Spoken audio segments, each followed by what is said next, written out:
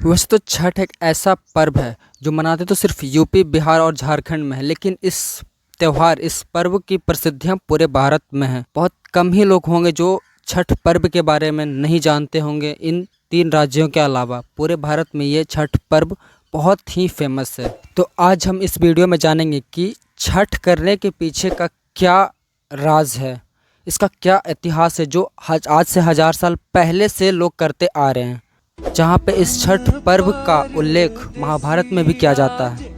और उन्हीं लोगों से पता चलता है कि ये छठ पर्व बहुत पहले की त्यौहार है, बहुत पहले का पूजा है, आज से 1000 साल पहले की ये बात है। आज जानेंगे हम इस पर्व के इतिहास के बारे में। वेद और पुराणों के मुताबिक एक राजा जिनका नाम प्रियनवद होता है और उनकी पत्नी मालिनी। राजा प्रियनवद का कोई संतान नहीं था, इस वजह से वो काफ़ी परेशान रहते थे कि वो इस युग का इतने बड़े राजा हैं बट उनका कोई एक अपना संतान नहीं है। इस वजह से दोनों पति पत्नी काफ़ी परेशान रहा करते थे।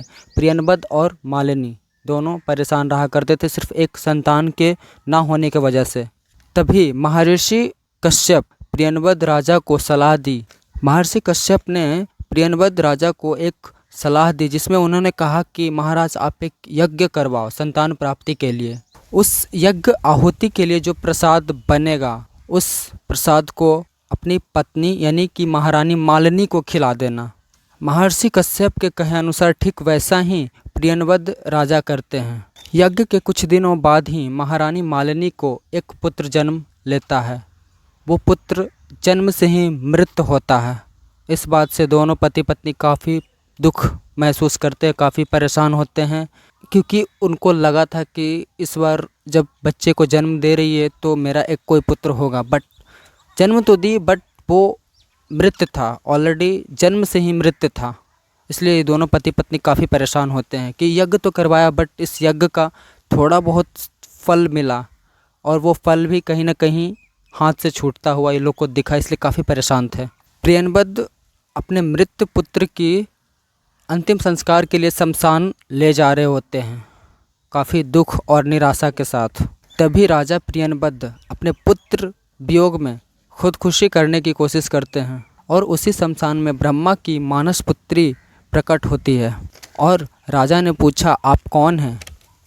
ब्रह्मा की पुत्री मानस कहती है सृष्टि के मूल प्रवृत्ति के 6ठे अंश से हुई मैं, इसलिए मैं षष्ठी हूँ, मुझे षष्ठी बुलाते हैं। षष्ठी बोली राजन तुम मेरी पूजा करो और इसके लिए तुम अपने प्रजा को भी प्रेरित करो कि वो मेरी पूजा करें और इस तरह से मैं शायद तुम्हारी दुख का एक समाधान दे सकती हूँ। तुम जिस पुत्र वियोग में अभी अपने आप को तुम जिस पुत्र वियोग में तुम खुदकुशी करने जा रहे थे। और इसके बाद राजा ने षष्ठी की व्रत की और इस व्रत के बाद राजा को पुत्र की प्राप्ति हुई। और कहीं न कहीं सूर्यपुत्र कर्ण की कहानी भी इस महान पर्व छठ से मिलता जुलता है। एक और मान्यता के अनुसार माने तो छठ की शुरुआत महाभारत के काल से ही होते आ रही है। सबसे पहले विश्व के महादानी सूर्यपुत्र कर्ण ने सूर्य की पूजा की थी। कर्ण बिहार के अंग प्रदेश वर्तमान में भागलपुर जिसे कहते हैं वो भागलपुर के राजा थे। कर्ण सूर्यदेव और कुंती के पुत्र थे। सूर्यदेव से ही कर्ण को कवच और कुंडल मिला था जो हर समय कर्ण की रक्षा करा करता था। कर्ण सूर्यदेव के परम भक्त थे और कर्ण हर दिन पानी में कमर भर पानी में घंटों तक खड़े होकर सूर्यदेव को अर्घ देते थे। सूर्यदेव की कृपा से ही कर्ण विश्व का सबसे महान योद्धा बने थे और आज भी छठ में अर्घ दान का परंपरा चलता आ रहा है। कहा जाता है कि छठ इधर का कोई नया त्यौहार नहीं है, ये महाभारत के काल में ही शुरू हुई थी।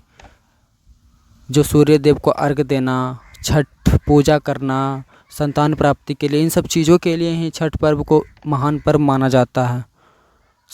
आपको इस कहानी को जान के कैसा लगा प्लीज़ आप हमें कमेंट करें और लाइक तो ज़रूर करें। आई डोंट नो कि आज से पहले आपने इस कहानी को कहीं सुना भी होगा। सिर्फ हम भी और आप भी सब लोग यही जानते थे कि छठ एक पवित्र पर्व होता है, महान पर्व होता है, सूर्य को अर्घ दिया जाता है। बट इसके पीछे का इतिहास जान के आपको कैसा लगा सो आज के लिए थैंक यू, बाय।